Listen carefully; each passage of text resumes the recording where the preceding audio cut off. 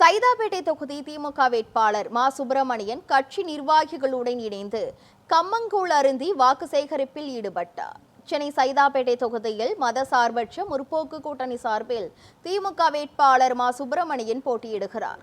தொகுதிக்குட்பட்ட கோட்டூர்புரத்தில் வாக்கு சேகரித்த போது அவருக்கு பொதுமக்கள் உற்சாக வரவேற்பு அளித்தனர். பிரச்சாரத்தின் போது அமைச்சர் மா சுப்பிரமணியன் கூட்டணி கட்சி நிர்வாகிகளுடன் கம்மங்கூழ் அருந்தி வாக்கு சேகரித்தார். தொடர்ந்து அமைச்சர் மா சுப்பிரமணியன் செய்தியாளர்களை சந்தித்து பல்வேறு கேள்விகளுக்கும் பதில் அளித்தார்.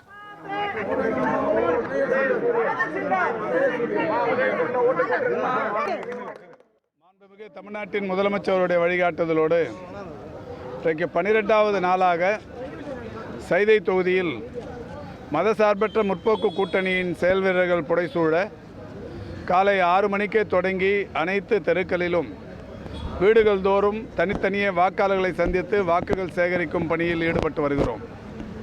இன்று காலை 6 மணிக்கு கோட்டூர் பகுதியில் வாக்கு சேகரிக்கும் பணி தொடங்கி இருக்கிறது.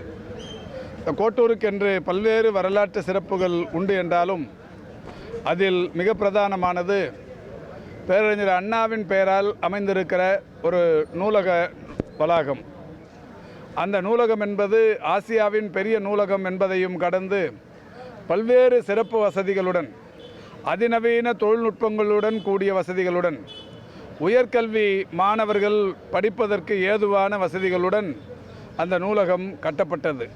தமிழ்நாட்டில் ஒரு அறிவு புரட்சியை ஏற்படுத்தி வருகிறார்கள்.